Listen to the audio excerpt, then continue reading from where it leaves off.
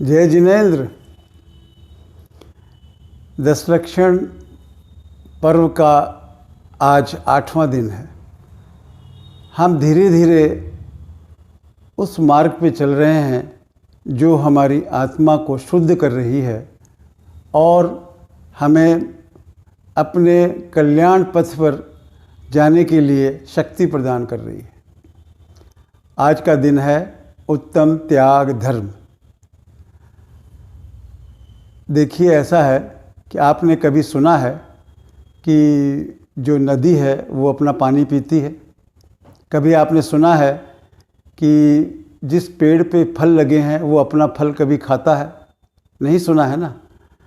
इसका माने यही हुआ कि प्रकृति भी यही चाहती है कि जो कुछ भी उन्होंने दिया है इस संसार में वो सब अपने लिए नहीं है, उसको बांटने के लिए भी दिया है, दूसरे के लिए भी दिया है। जिसको उसकी ज़रूरत है उसको वो चीज़ मिले, इसके लिए प्रकृति ने दिया है। इसे ही हम कहते हैं कि आपको ग्रहण करना है तो त्याग करना भी आना चाहिए। देखिए, हमारा शरीर है, हम जो कुछ भी भोजन करते हैं हम खाली ग्रहण ही ग्रहण करें और उसका त्याग ना करें तो हमारा शरीर क्या होगा? कूड़े का ढेर बन जाएगा। यदि दिन आवे और दिन ख़त्म ना हो, रात ना आवे, तो आपको आराम नहीं मिलेगा। इसलिए ग्रहण और त्याग दोनों ज़रूरी है। इसी को त्याग कहा गया है। लेकिन त्याग भी दो प्रकार के त्याग की बात चल रही है। एक तो कि जो साधु संत त्याग करते हैं, उन साधु संतों का त्याग जो होता है वो उनके अंदर की भावनाओं का वो ये करते हैं, नियंत्रण करते हैं और अपने गलत विचारों का, अपने उन कर्मों का जो संचय उन्होंने किया उसका त्याग करते हैं ताकि उनकी आत्मा धीरे धीरे स्वस्थ हो। लेकिन एक गृहस्थ के लिए वो त्याग होना संभव नहीं है। उसके लिए सबसे बड़ा त्याग है दान।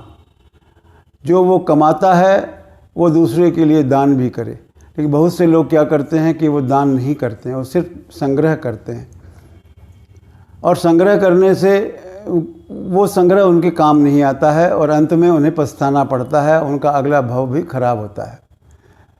देखिए, एक राजा था और राजा जो था वो बहुत एक तरह से वो संग्रह करने में माहिर था और वो अपने खजाने को पूरा भर लिया था और किसी को दान देता नहीं था। अंत में क्या हुआ कि वो इसी तरह से एक दिन उसकी मृत्यु हो गई। लेकिन उसका जो पुत्र था वो पुत्र बहुत अच्छा था, उसे लोगों के कष्ट समझ में आते थे, वो दान देना चाहता था। वो चाहता था कि हमारे समाज के लोग जो हैं, हमारे जो प्रजा है वो खुश रहे। तो इसलिए वो क्या करता था कि अपने खजाने से वो दान देने के लिए उसने खजाना खोला और अपने मंत्री को कहा कि जाके उस खजाने से लाइए, गरीबों को बांटना है। मंत्री गया खजाने के पास तो वहाँ एक विषधर सांप बैठा हुआ था। अब उसको घुसने नहीं दे रहा था, वापस आ गया। फिर उसने अपने दूसरे सेनापति को भेजा कि तुम जाओ। सेनापति दरवाज़ा खोला तो उसके सामने भी वही विषधर सांप खड़ा हुआ, घुसने नहीं दिया।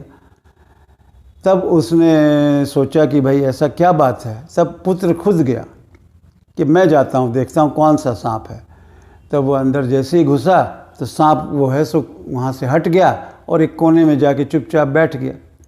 वो अपना धन लाया और जिसको बांटना था बांट दिया। लेकिन उसके दिमाग में एक बात घुस गई कि दोनों को उसने घुसने दिया, मेरे को कैसे घुसने दिया। तो उसने एक साधु से पूछा कि महाराज बताइए ऐसा क्या बात है।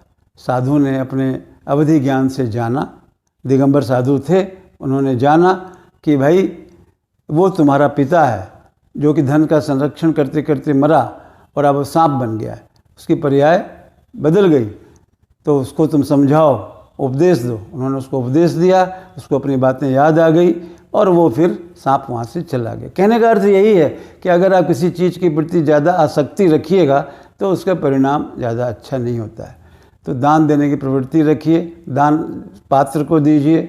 अभी जैसे महावीर भगवान का संदेश है जियो और जीने दो, तो हमारे यहाँ कोडरमा गौशाला में बहुत सी गायें हैं, उनका जीवन रक्षा के लिए दान दीजिए। बहुत गरीब लोग हैं, उनकी रक्षा के लिए दीजिए। किसी के पास दवा के पैसे नहीं हैं, उनको दीजिए। किसी के बच्चे की शादी नहीं हो रही है, उसे मदद करिए। इस तरह से 4 प्रकार के दान हमें देना चाहिए। पहला दान है आहार दान, फिर शिक्षा दान, फिर औषध दान, फिर अभय दान। जय बोलिए त्याग धर्म की जय।